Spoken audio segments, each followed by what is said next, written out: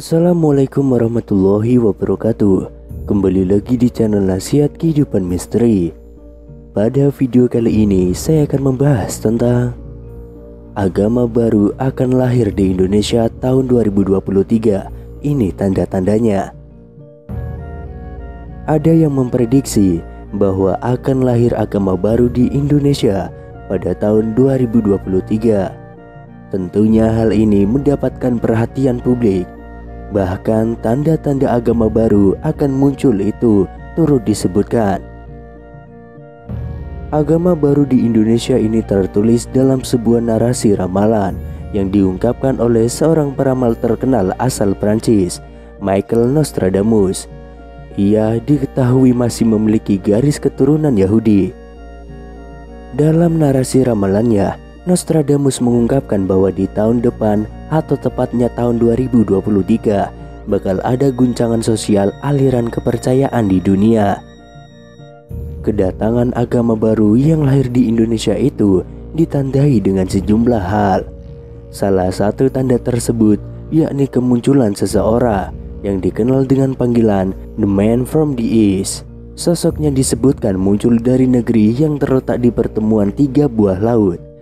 Selain itu disebutkan kemunculan sosok tersebut akan menggembarkan timur dan barat, dan ketika muncul dia akan memakai sorban berwarna biru serta merayakan hari Kamis sebagai hari istimewa bagi dirinya.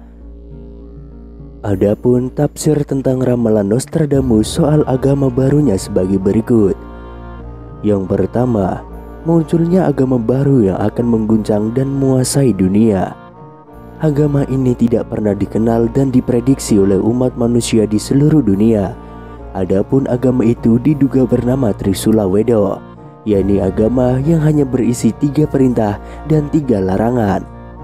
Sesuai dengan namanya, dalam ajaran agama itu setidaknya ada 3 perintah mengenai kewajiban manusia yang harus melakukan perbuatan yang benar, lurus, dan jujur. Sementara 3 larangannya mengenai manusia yang tidak boleh melakukan perbuatan yang merugikan orang lain, tidak boleh mencuri, dan berbuat kejahatan. Yang kedua, The Man from the East atau laki-laki dari timur. Itulah julukan yang diberikan kepada pemimpin agama baru ini. Dikatakan bahwa dia akan menghapus seluruh agama-agama dan akan mendirikan agama baru yang akan dianut oleh seluruh makhluk di jagat raya ini. Dialah Satrio Piningit yang akan menjadikan dunia damai dengan apapun yang ada di dalamnya. Yang ketiga, muncul dari negeri yang terletak di pertemuan 3 buah laut. Maksudnya dari keterangan tersebut adalah diduga berkaitan dengan kemunculannya yang berasal dari pertemuan 3 laut, yakni sebelah utara Pulau Sulawesi adalah Laut Sulawesi, dan di sebelah selatannya adalah Laut Flores, dan di sebelah timurnya adalah Laut Maluku. Berarti sosok yang dimaksud ini berada di Indonesia bagian timur, atau tepatnya di Sulawesi. Dipercaya pula bahwa dia akan menyembunyikan diri sambil menanti waktu terbitnya perang. Yang keempat, munculnya menggembarkan timur dan barat. Diperkirakan maksudnya kemunculan sosok tersebut bakal menggembarkan seluruh dunia beserta seluruh isinya. Yang kelima, ketika muncul dia memakai sorban biru. Sorban sendiri adalah sehelai kain yang lazim digunakan oleh umat Islam, yang biasanya digunakan oleh orang Arab pada zaman pra-Islam untuk mengatasi hawa dingin atau teriknya matahari. Kemudian yang terakhir, merayakan hari Kamis sebagai hari istimewanya. Berbeda dari umat Islam yang menganggap bahwa hari Jumat adalah hari penuh keberkahan, nantinya dalam agama ini akan merayakan hari Kamis sebagai hari istimewanya. Dia juga tidak mau hari Sabtu karena hari Sabtu sudah diistimewakan oleh agama Yahudi.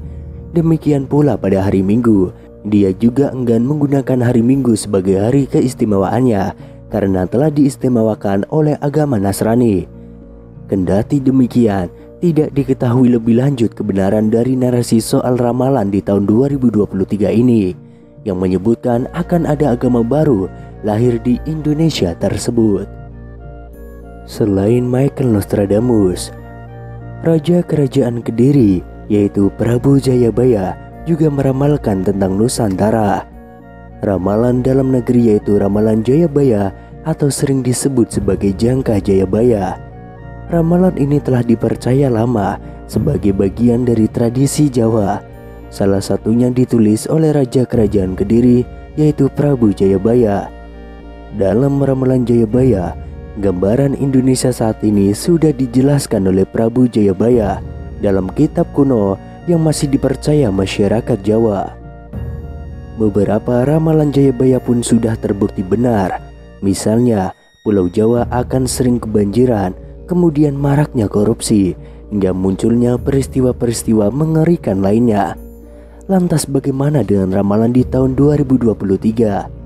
Tahun 2023 menurut Jangka Jayabaya adalah menjadi masa penuh penderitaan, penuh ketidakpedulian, kesewenang-wenangan, dan banyak orang-orang licik berkuasa dan orang-orang baik akan ditindas.